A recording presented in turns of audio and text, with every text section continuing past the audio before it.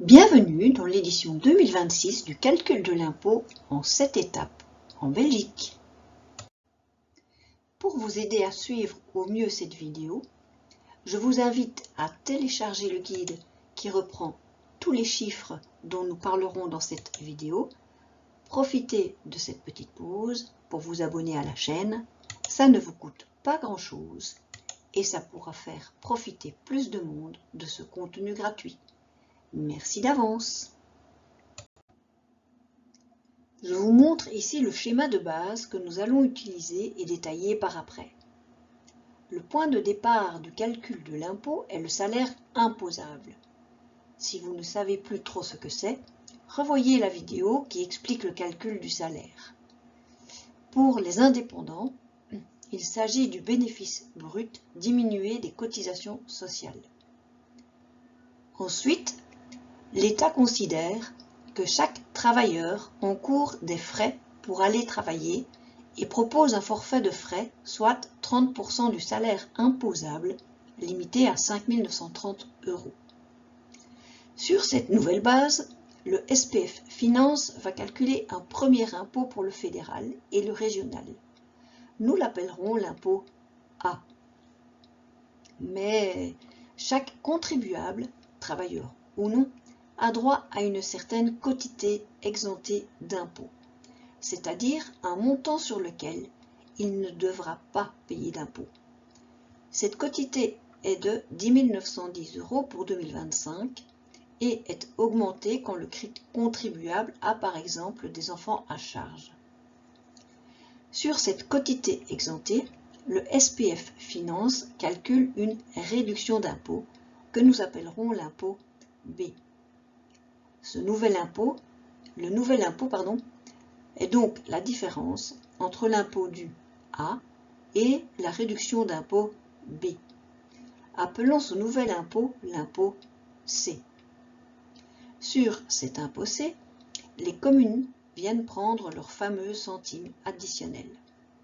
Appelons cet impôt supplémentaire l'impôt D.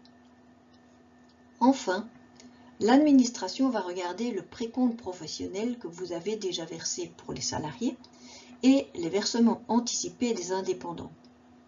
Il va déduire tous ces paiements anticipés pour faire le décompte final à payer ou à retoucher. Le décompte d'impôt F. Nous allons illustrer la théorie par un exemple. Voyons ce qu'Alex va payer comme impôt.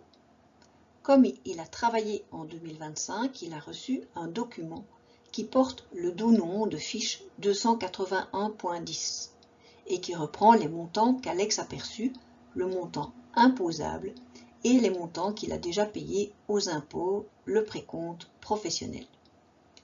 Prenez une feuille de papier, un bic et une calculette. Nous sommes partis pour calculer l'impôt qu'Alex va devoir payer pour ses revenus de 2025. Appuyez sur pause, je vous attends.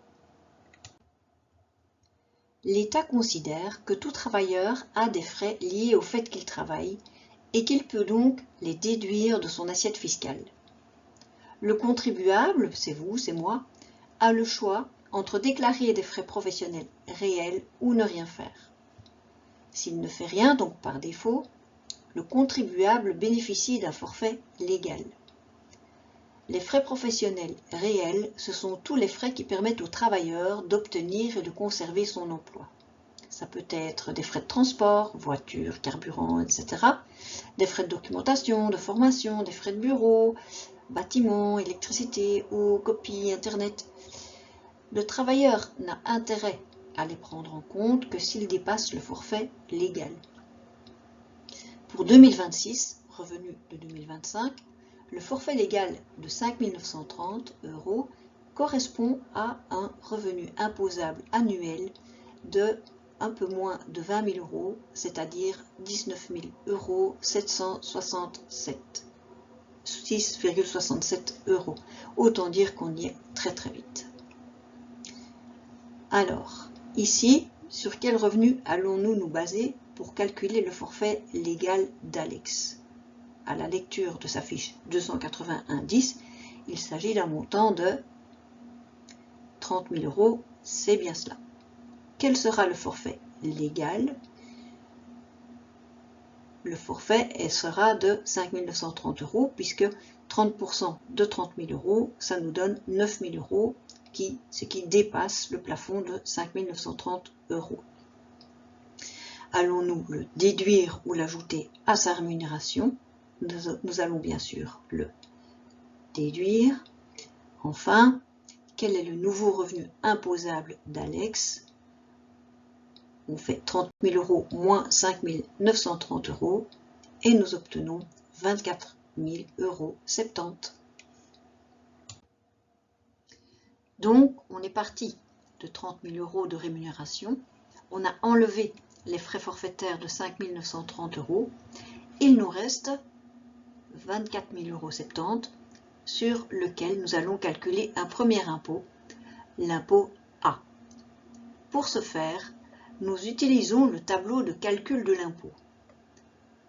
Il s'organise par tranches. Il faut s'imaginer comme un cocktail. Les couches se superposent. À ne pas faire, comme c'est 24 000,70 €, c'est entre 16 320 et 28 800, donc c'est 40%. Ce que l'on va plutôt faire, c'est on va découper les tranches, appliquer le taux sur le montant de la tranche et additionner le tout. Alors, on part du bas, et donc de 0 € et on remonte. Quelle est la première tranche? Je te laisse réfléchir. Ok, la première tranche, c'est 16 320 €. Et je continue à monter. Quelle est la deuxième tranche? Fais pause si nécessaire. Ok, on arrive au bout, on arrive aux 24 000,70 €. Maintenant, on va mesurer les tranches. Combien mesure la première tranche?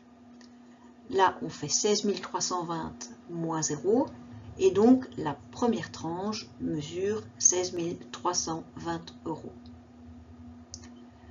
Combien mesure la deuxième tranche?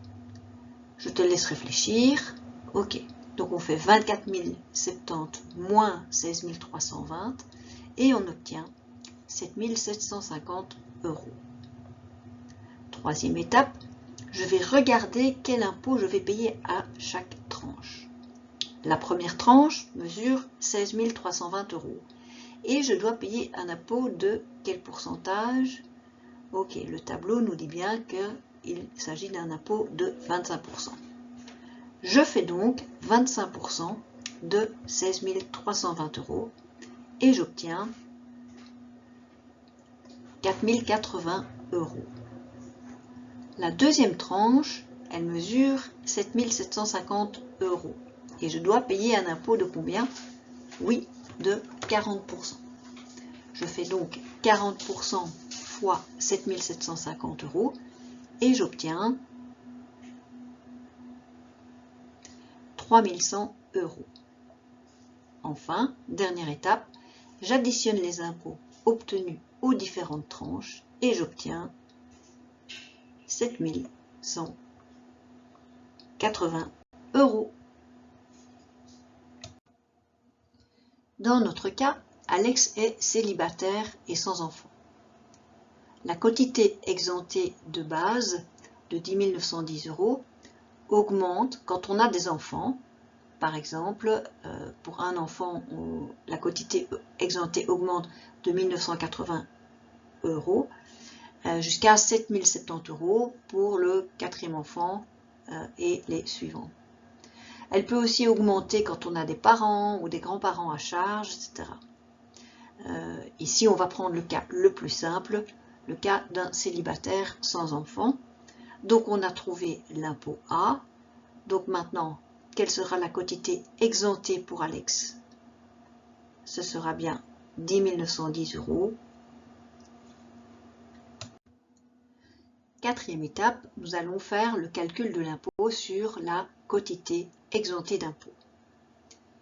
Alors, ce calcul se base sur un autre tableau que celui du calcul de l'impôt, allez savoir pourquoi, et on utilise à nouveau le fameux système de tranches. On part de tout en bas et on remonte jusqu'à atteindre la première tranche, puis la deuxième, etc. On détermine la mesure de la tranche, on applique le taux d'imposition et on additionne tous les éléments. Donc ici, quelle est la quotité exemptée d'impôt? C'est 10 910 €.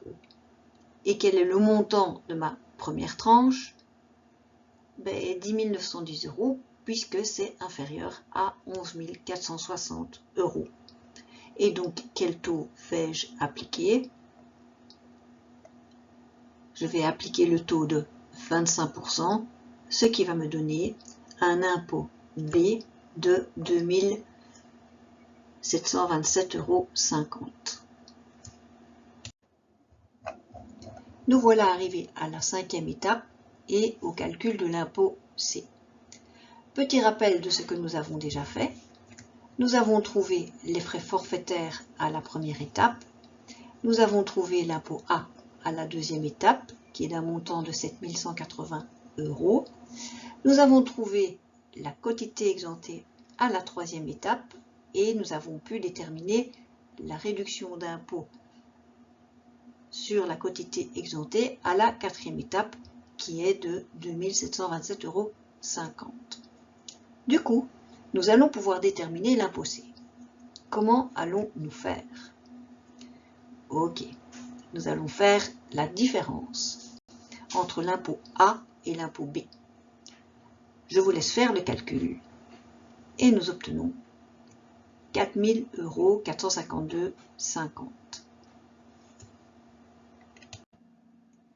Dans la sixième étape, nous allons calculer l'impôt communal.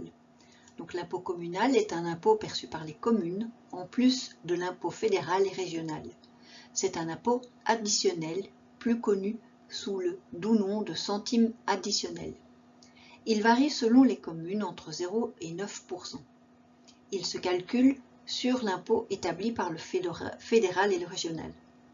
Prenons un taux moyen de 7%. Nous obtenons donc l'impôt D qui va être de 7% de 4 452,50 € qui sera donc de 311,68 €. Enfin, dans cette septième étape, nous allons établir le décompte final. Le décompte final, F, s'obtient comme suit. J'additionne les impôts C et D et